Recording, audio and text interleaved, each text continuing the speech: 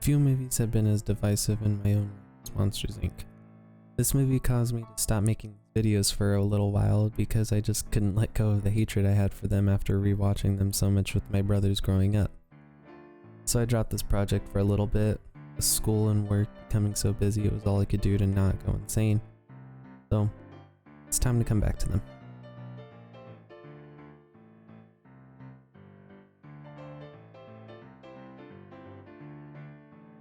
Monsters Inc. is a film that is definitely Pixar at its best. It's funny, emotional, and engaging all in one, and it never really lets up on that.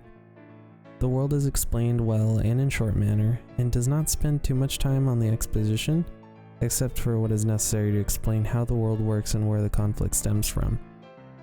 Monsters Inc. takes place in an alternate world where monsters harness children's scream to power their society, and due to children being less scared by things is causing a scream shortage. Our two main characters get thrust into a situation where a child escapes into the monster world, and they have to work together to send her back, while also trying not to get caught by the villain Randall and their boss, Mr. Waternoose, who want to use a machine called the Scream Extractor to extract scream from children in order to fuel their society. Also, it lost to Shrek for the first Oscar for Best Animated Film. Still a little angry about that. The story is pretty simple, which is totally fine. It's also probably one of the funniest of all the Pixar movies. The physical gags, lines, and just Mike being a total ass to everyone's hilarious. It's a children's movie and I don't expect it to blow my mind, but the twist villain in Waternoose was very well done as it feels believable as an old man just trying to preserve the world he lives in and the way he understands it to be. And he feels like an earned twist villain as he reflects real world ideas of a corrupt CEO almost. Mike and Sully's relationship are portrayed exceptionally well, and it really feels like they have been friends for a very long time.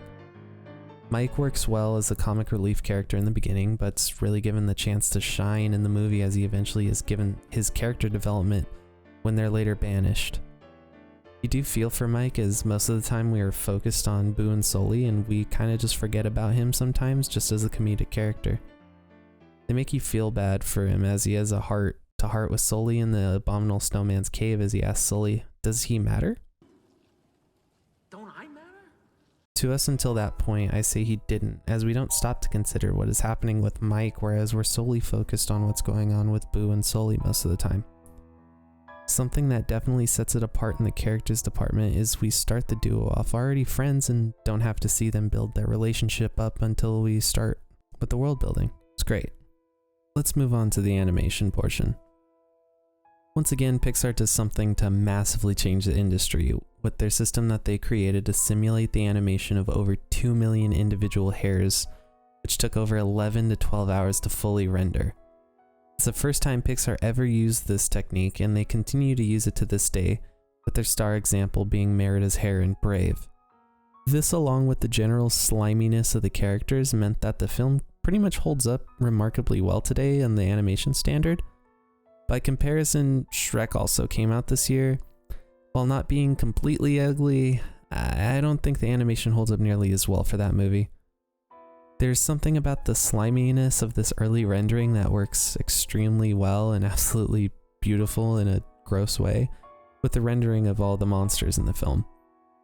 There are also some extremely well done individual character animated moments, such as when Boo pummels the hell out of Randall with a baseball bat and he starts turning into all the different color patterns, among other things. And Randall himself is actually extremely well animated, capturing that reptilian crawl amazingly well while he also appears to be slithering. It's pretty well done. I believe this is where the turning point for Pixar's animation came full force, where things started to look freaking amazing. And while the humans are still ugly in most cases, the fur and the character design overshadow all of that one or two times. Now we move on to the music. Monsters Inc. has one of the best soundtracks, and I absolutely love the jazz vibe it gives. The album was again written by Randy Newman, and with the big single being If I Didn't Have You, sung by John Goodman and Billy Crystal.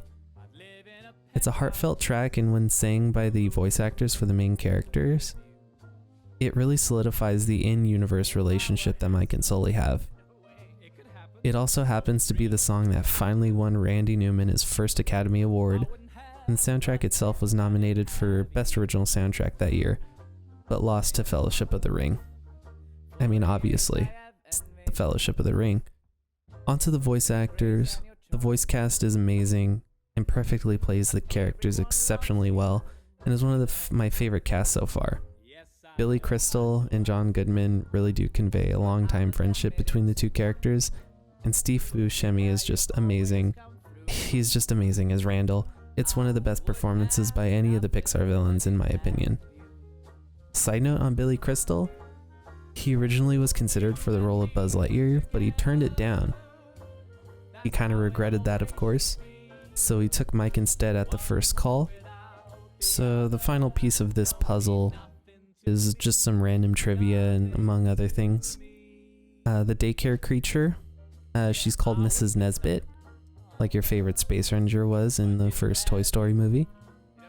Harryhausen's was actually originally supposed to blow up, but they changed it because of a certain September 11th attack.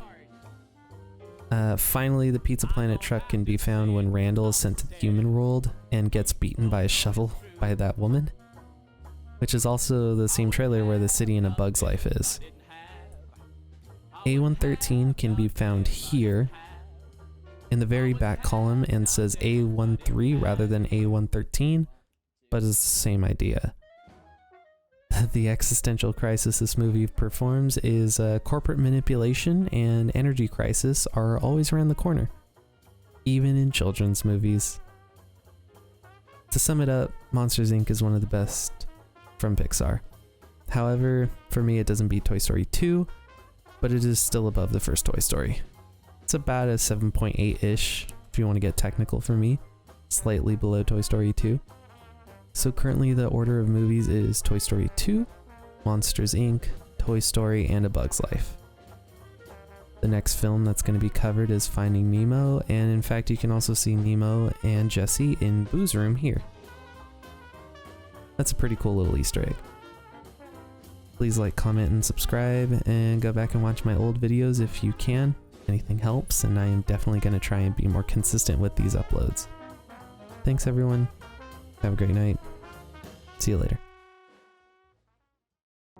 Hey, thank you guys for watching. If you guys notice, it's a little bit of a shorter video. I'm trying to make it a little bit more palatable for people. If you want, watch my old videos. Anything helps with those. Subscribe again, like I said prior. See y'all guys later. Bye-bye. Have a good night.